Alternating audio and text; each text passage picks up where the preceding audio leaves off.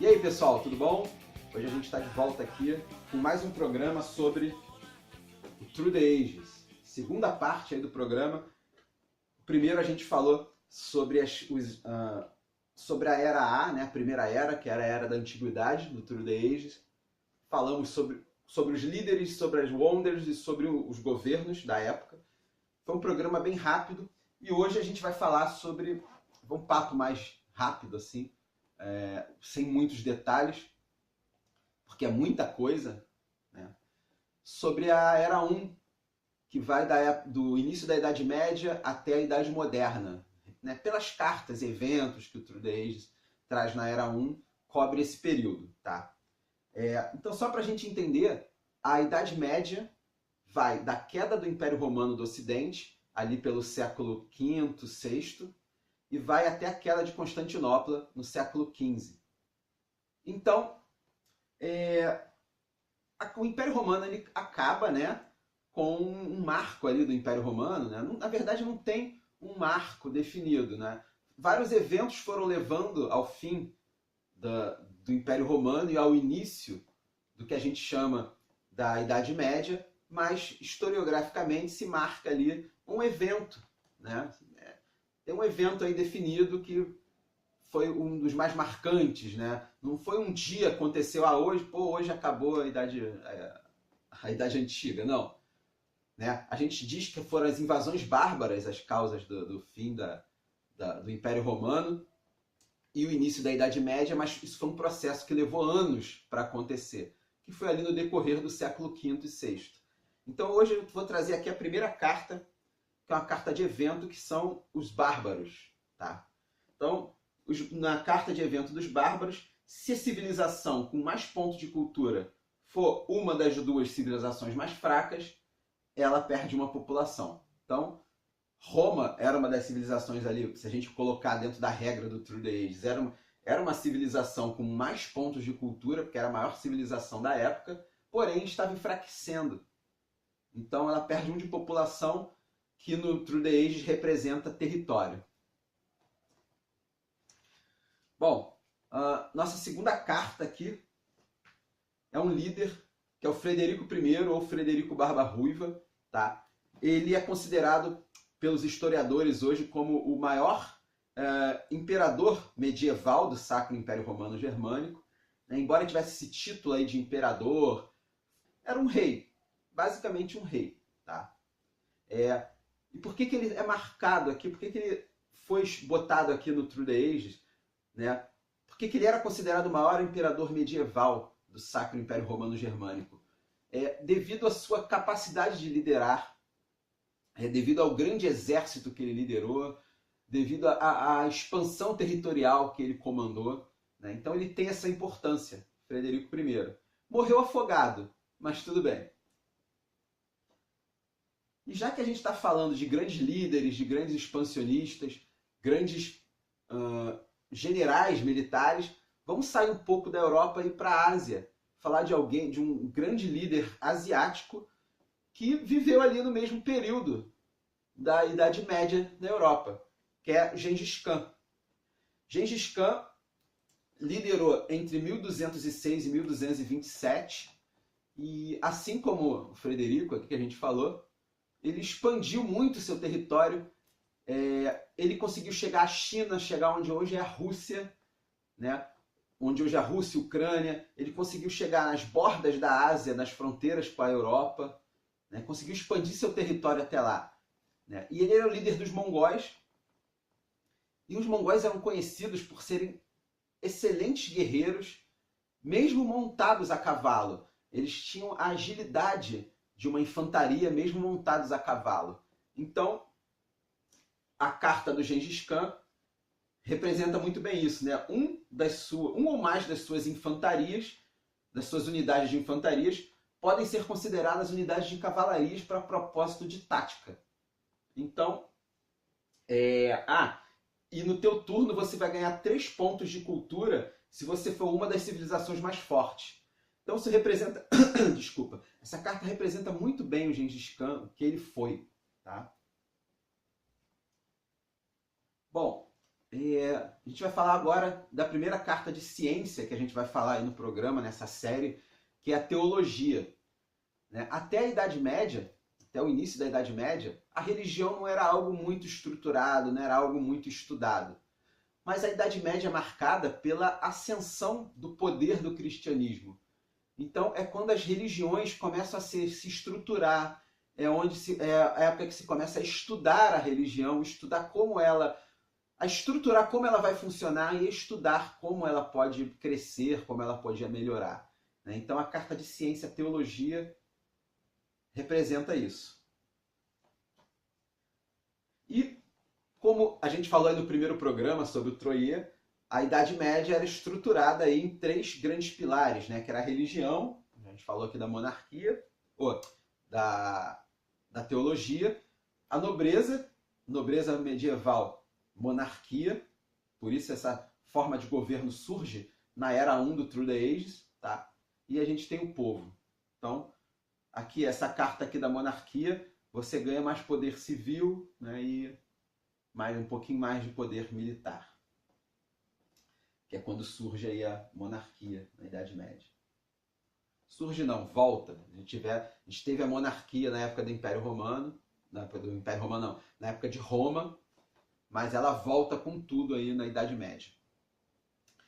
E a gente falou de religião, falou de nobreza, e como a gente sabe, né, a religião predominante aí na Idade Média e até hoje no mundo é o cristianismo, e o cristianismo surge no Oriente Próximo, ali em Jerusalém, que é onde tudo ali aconteceu, a vida de Cristo, a crucificação, tudo aconteceu ali na Terra Santa, né, em Jerusalém.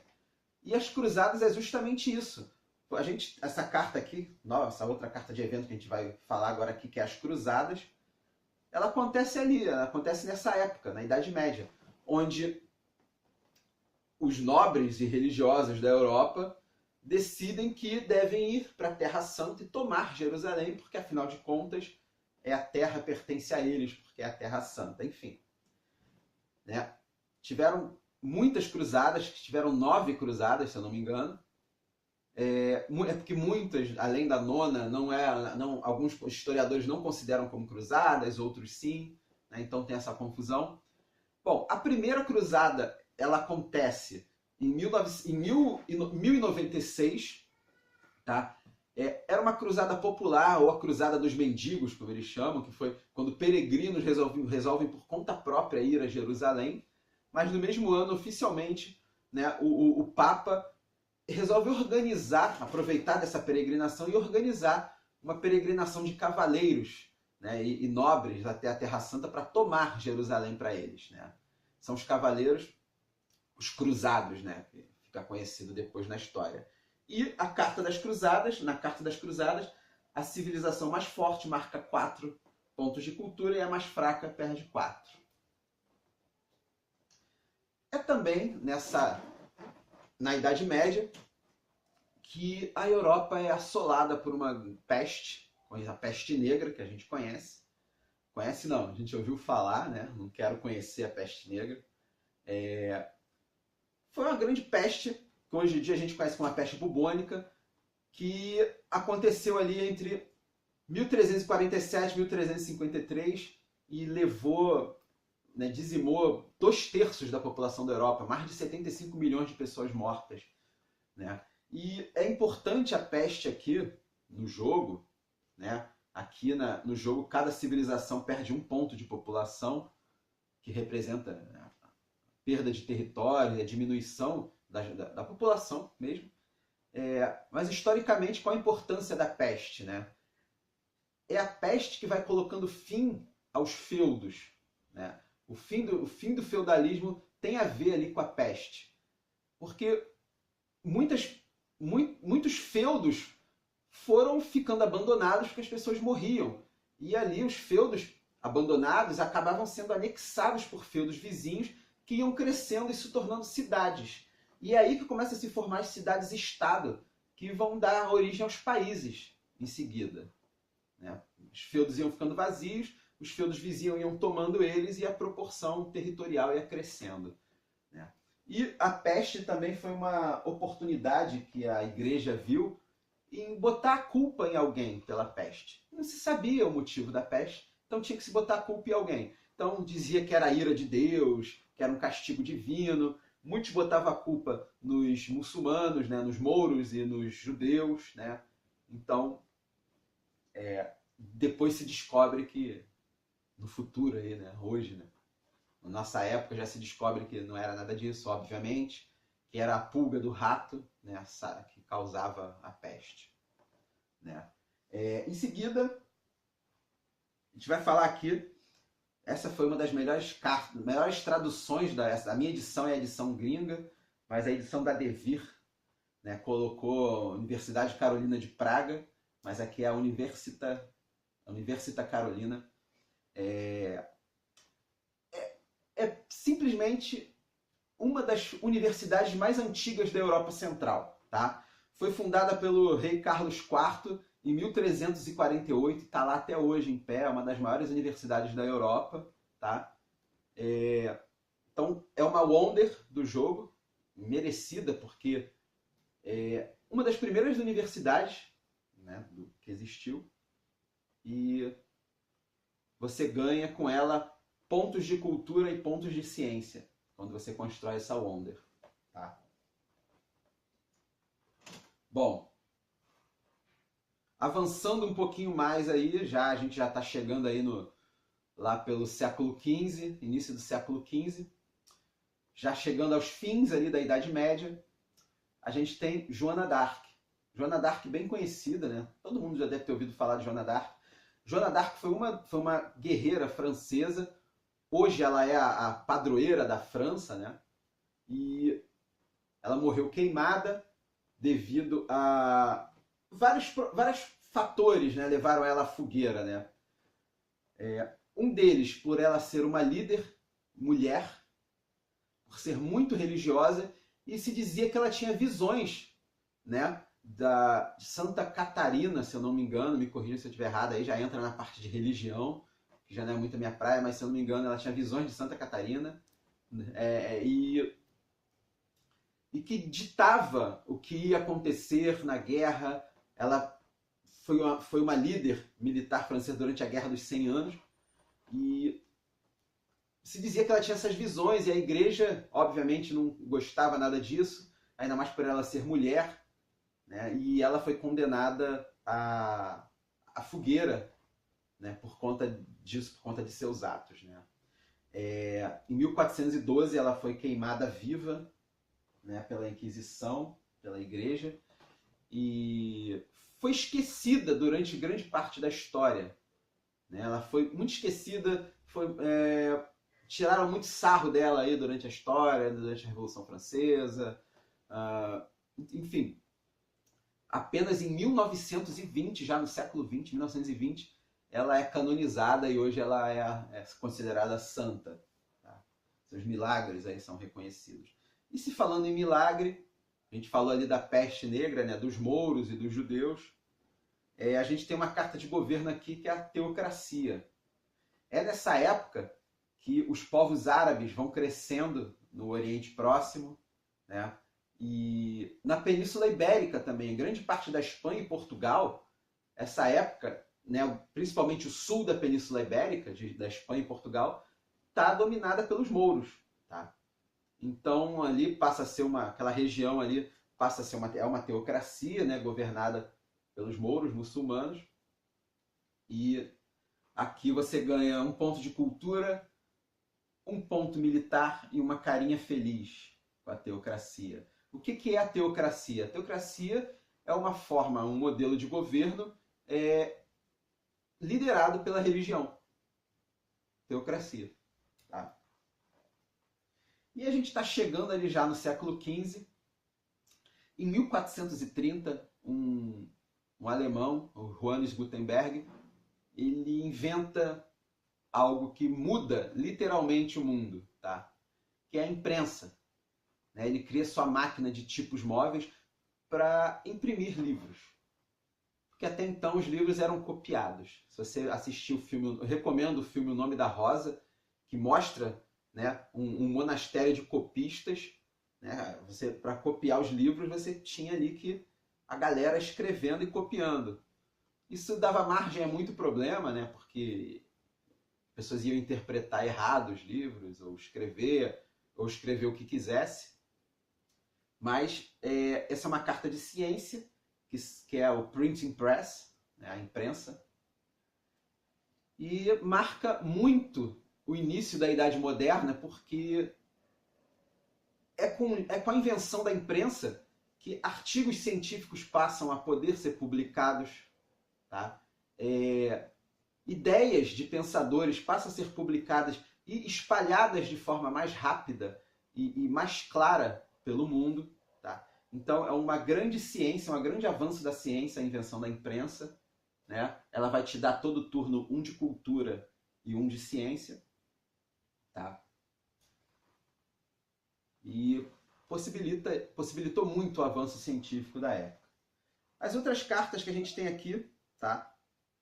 A gente tem já algo que marca muito ali o fim da Idade Média e o início da Idade Moderna, que são os acordos de rotas de comércio. Tá? Inclusive, essa aqui é uma carta de pacto, tá? Onde a civilização A pode usar comida como se fosse recurso durante seu turno, e a B pode usar recurso como se fosse comida. Né? Então aqui a gente é o Trade Route Agreement, que é os acordos de rotas comerciais, que é algo que muda muito o comércio da Idade Média e início da Idade Moderna. E é o fim de uma das principais rotas comerciais, que é ali a rota por Constantinopla para as Índias, que estimula os europeus, principalmente os portugueses, a se lançar ao mar. Os portugueses, os italianos, o pessoal ali da Península Ibérica, se estimula muito a eles se lançarem ao mar, porque o caminho por terra para as Índias se fecha com a queda de Constantinopla e a invasão, né, de Constantinopla pelos turco-otomanos. Então, a rota por ali está praticamente fechada, é impossível de se passar por ali com segurança. E as especiarias trazidas das Índias vão ficando mais caras por conta disso. Então, já se vê o prenúncio de uma crise na Europa por conta disso. Então, os portugueses se lançam ao mar, como a gente viu no programa sobre o navegador, para procurar novas rotas comerciais. Então, por isso que eu achei legal colocar aquela carta. E se falando em se lançar ao mar, um navegador, não se sabe a origem dele, se era de Gênova, Veneza, muitos dizem inclusive que ele é português, há estudos dizendo que ele é português, resolve se lançar ao mar para procurar o caminho marítimo para as Índias. E se falando também em ciência, ele era um visionário ali na época, se achava, em 1492, as pessoas achavam que a Terra era plana, embora hoje em dia tenha gente que acha ainda que a Terra é plana, né? Estou falando de Cristóvão Colombo. Cristóvão Colombo tinha certeza, através de suas observações, de que a Terra é redonda, e ele decide se lançar ao mar, falando assim, já que a Terra é redonda, eu vou seguir reto sempre, vou dar a volta e vou chegar nas Índias. Muitos achavam ele maluco, né? Apenas os reis católicos da Espanha, né? O Fernando de Aragão e Isabel de Castela, resolvem dar uma moral para ele e falar assim, vamos ver qual é desse cara, vamos investir um dinheiro, se der certo a gente lucra, né? E patrocina a viagem de Colombo lá com as suas 3 caravelas, Santa Maria, Pita e Nina, e ele acidentalmente descobre a América achando que tinha chegado nas Índias, né? Inclusive ele morre acreditando ainda que chegou nas Índias, né? Sem saber que a América era a América, que era um novo continente. E o Cristóvão Colombo no jogo, como uma ação política, você pode remover Cristóvão Colombo do jogo, ele é um líder, né? Para colonizar um território da sua mão sem sacrificar unidades, né? Então é bem legal, a gente tem as cartas militares, a gente tem territórios, né? Que você pode colonizar, e ele representa isso de forma bem legal. Ele conquista, né, invade a América em 1492, e é nesse mesmo ano que os mouros são expulsos da Península Ibérica. É um período que a gente conhece como a Reconquista. Tá? Então a gente já está aqui na Idade Moderna, né, grandes navegações, renascimento científico, renascimento cultural, e vou falar de uma Wonder, mas eu vou pular para falar antes desse cara aqui, Michelangelo, né? Um líder aqui da Era 1, Michelangelo. No Michelangelo, o poder dele, né, o benefício que ele te dá, é seus templos, teatros e maravilhas produzem um de cultura extra para cada um de suas carinhas felizes que você tiver. Então, quando você pegar uma Wonder da mesa, você não paga ação civil extra, por já ter construído o Wonder antes. Por que disso? Por que construir maravilhas para ele é mais barato? Tá? Michelangelo foi um grande artista renascentista, tá? Foi pintor, pintou o teto da Capela Sistina e foi um dos arquitetos da Basílica de São Pedro, né? Que é uma Wonder do jogo. Tá? A Basílica de São Pedro, cada outra carta ou Wonder que dá a você pelo menos uma carinha feliz, vai dar uma carinha feliz extra, né? Questão de religião. Né? É na Basílica de São Pedro que vive lá o Papa, né? Onde o Papa não governa, mas onde o Papa age, né? Onde o Papa faz as suas coisas, suas papices. Né? Então, né? Carta dupla aí, né? Basílica de São Pedro e Michelangelo, vale a pena ser falado junto sobre eles. Tá? E seguindo aí as tartarugas ninjas, a gente falou do Michelangelo, vamos falar agora Leonardo da Vinci. Né? Quem não conhece Leonardo da Vinci? A carta do Leonardo da Vinci, né? Um dos seus melhores laboratórios ou bibliotecas produz uma quantidade adicional de ciência igual ao seu nível. E cada vez que você desenvolve uma tecnologia, você ganha um recurso. Cara, Da Vinci vai te dar ponto de ciência por biblioteca. Né? Ele foi um artista completo. Ele é um cara que tem que se admirar. Né? Ele era arquiteto, pintor. O cara era tudo. Né? Desenhista, tudo. Né? Então, um gênio, literalmente. Tá? Então, devido a seu... O cara era perito em todas as ciências. Então, devido à sua grande inteligência científica aí, seus melhores laboratórios e bibliotecas vai te dar uma de ciência extra.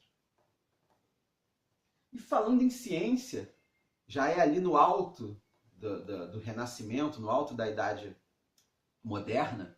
A Idade Moderna começa com o fim da Idade Média e vai até a Revolução Francesa. Né? É esse períodozinho aí. A gente tem aqui uma última carta nossa, que é uma carta de evento, que é o Scientific Breakthrough, né? Que é eu não sei como que a Devir ficou a tradução da Devir, mas é tipo a explosão científica, né? A revolução científica que acontece nessa época. Né? E nessa carta, cada civilização imediatamente pontua a ciência igual à quantidade de ciência que ela produz. Cara, é na Idade Moderna que a ciência explode. É na Idade Moderna que se tem uma quebra da ciência como algo vinculado à filosofia, como algo vinculado à religião. É quando as pessoas começam a pensar cientificamente, em vez de achar que a ciência é o que é por vontade de Deus, que os pássaros voam porque Deus fez eles voarem. Não, é a época que o pessoal começa a estudar. Pô, vamos pegar esse pássaro aqui, vamos ver por que ele voa. Eu gosto sempre de, nas minhas aulas, dar o exemplo do pássaro. Né? Que na Idade Média as pessoas olhavam o pássaro voando e pensavam, por que o pássaro voa? Ah, porque Deus fez os pássaros voarem. Porque é da natureza dos pássaros voarem, porque Deus quis. Não, no Renascimento, durante a Revolução Científica, que o homem passa a questionar, usar sua lógica e pensar assim, cara, por que o pássaro voa e eu não? Né? Então ele começa a estudar, pô, o pássaro voa porque sua estrutura biológica permite que ele voe e tal, etc. Bom, então essas foram as principais cartas. Tem muito mais cartas da Era 1 no jogo, mas essas foram as que eu achei mais interessantes para falar. Tá? E como de costume em alguns programas, né, eu já fiz isso numa vez, quando eu falei do primeiro programa do Through the Ages, eu queria indicar livros. E sobre essa época tem bastante. Quiser saber sobre os povos bárbaros e as invasões bárbaras, tem esse aqui, Os Povos Bárbaros. Um bom livro sobre a Idade Média, fácil de se ler. Esse aqui, A Idade Média, né? O Nascimento do Ocidente. Esse aqui é para quem quer uma leitura um pouco mais difícil sobre a Idade Média, né? As raízes medievais da Europa. Esse livro é muito interessante porque ele fala da Europa contemporânea, né? Sobre a Europa contemporânea como uma longa história que começa na Idade Média, tá? Então, né? Raízes medievais da Europa.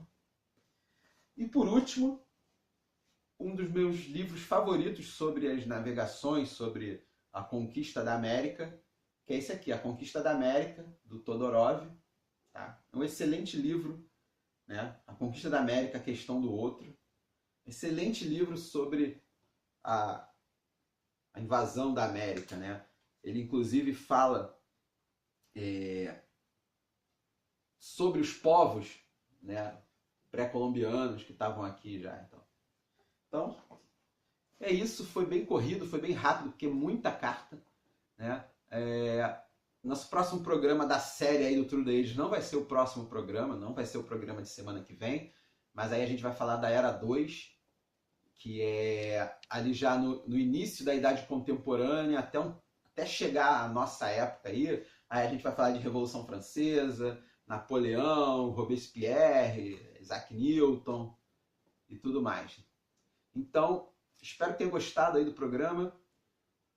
Vou pedir para vocês, muita gente curte a página do Jogada Histórica no Facebook, mas não está inscrito ainda no canal do YouTube. Então, vai lá. Se você curte a página no Facebook, vai lá no YouTube e se inscreve também no canal, para você saber de imediato aí quando que eu postei um novo vídeo. E espero que tenha gostado, dá joinha aí, assista o vídeo, recomende para as pessoas. Jogue True the Age se você puder, porque é um jogo maravilhoso. E é isso aí. Até mais.